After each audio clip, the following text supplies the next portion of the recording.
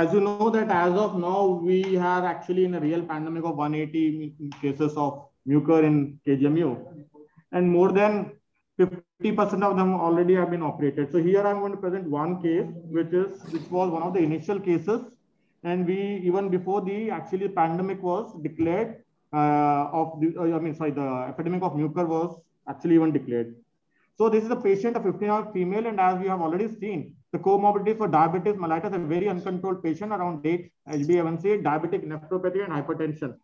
So this is the classical, the classical milieu which you would expect as a very high risk for the development of mucor. Now this patient, as we said, was uncontrolled, but even the patient was belonged to one of the medical family, the family members were doctors, so they were even checking for the ketones and everything. The ketones were negative. Even when she was admitted here, her ketones were negative. Why I'm specifically pointing that out is diabetic ketoacidosis per se is a very high risk factor for development of mucor. The patient herself was on steam inhalation for 5 days, and then for the last 3 days before she came to us, she was on 8 milligram of BD of dexamethasone, that is nearly 16 milligram of steroid for 3 days. There was no prior history of any topical. There was a prior history of using topical antifungal for tinea infections of ear about a year back. Other than that, she did not use any other antibiotics except the antibiotics which are usually given with the kit. That is the azithromycin and doxycycline. Now, when we look at the patient had an onset of fever on 12th of April, and then on 15th of April she came positive. Was on home isolation, taking steam inhalation and steroids. She had a CT COVID score of around 11, but was not on oxygen. Why she came to us was basically the doctors reported to us that the patient otherwise okay, but she's having severe periorbital pain, and she is developing swelling. So we suspected that there could be a possibility of mucor. That this was around the end of April itself, when really the number of cases had not increased. So we immediately called her, suspecting her high risk, the high risk that she had underlying high risk, and we called her and admitted in our IDH, and we immediately initiated the liposomal amphotericin B as a probable case. We have possible, and we did a radiological imaging also, which suggested of sinusitis. I'll show the images. The timeline also, we started isavuconazole on 14th of April. During the course, the patient was put on liposomal amphotericin B. She was COVID positive when she came here. We had stopped all steroids and was put on insulin, so to control her sugars. And on the second, third day after starting the amphotericin, she started developing livedo reticularis. She started a rash all over the limbs. So we withheld the amphotericin for 2 days. Then again, with caution, we restarted it. The surgical debridement was done on the 5th day. Initially, we took scrapings and sent the samples, and the samples showed that the KOH mount came within 1 day. By the evening, we came to know that there was mucor growing, which actually corroborated our suspicion. And we started the full course of amphotericin. We continued with it. The operation was done on 5th day, and during the operation, they did a FEST debridement, where they went and debrided the base of the orbit along with the medial side of the medial wall. They had to take it on. There was a little bit of involvement in the optic nerve, but there was no vision loss, and she maintained everything.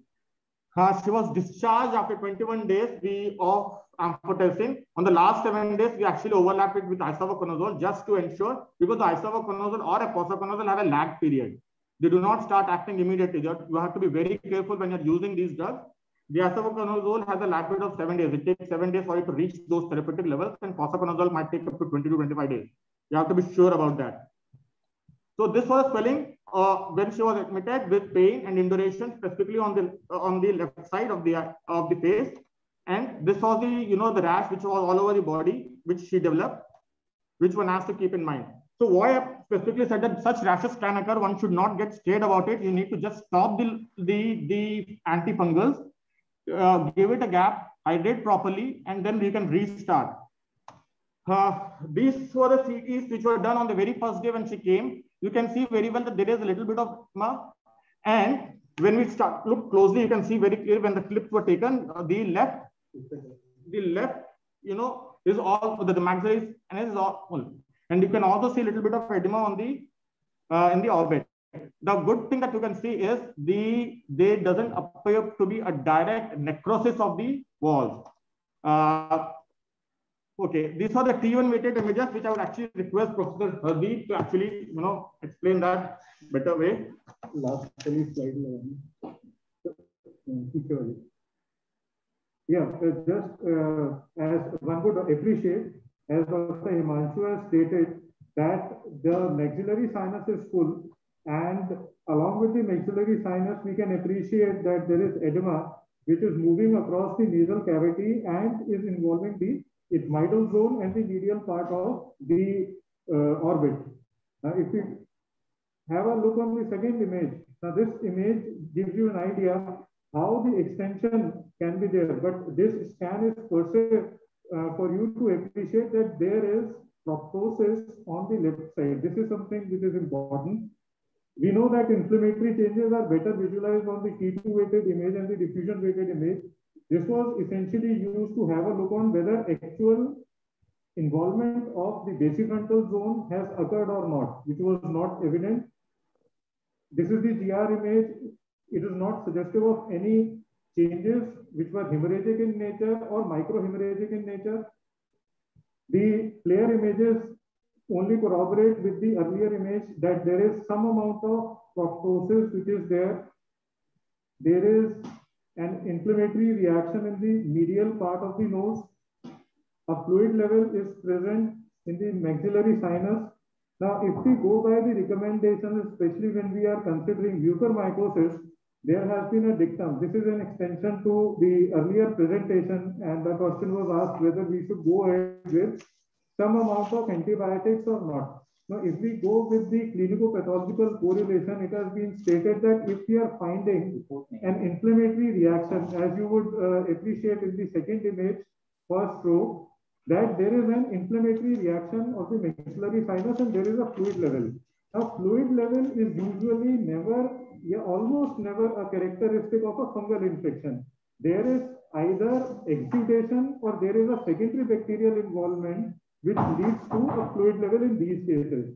So if there is a granulomatous reaction alone and the patient has not undergone any surgery, a bacterial cover might, an antibacterial cover might not be required. But if there is a fluid level and the patient has undergone debridement, then a short course of antibiotics should be given. So this is something which is a take-home message, that if we have a granulomatous reaction and a fluid level, we should be careful that a bacterial contamination is likely and the chances of exudation are high.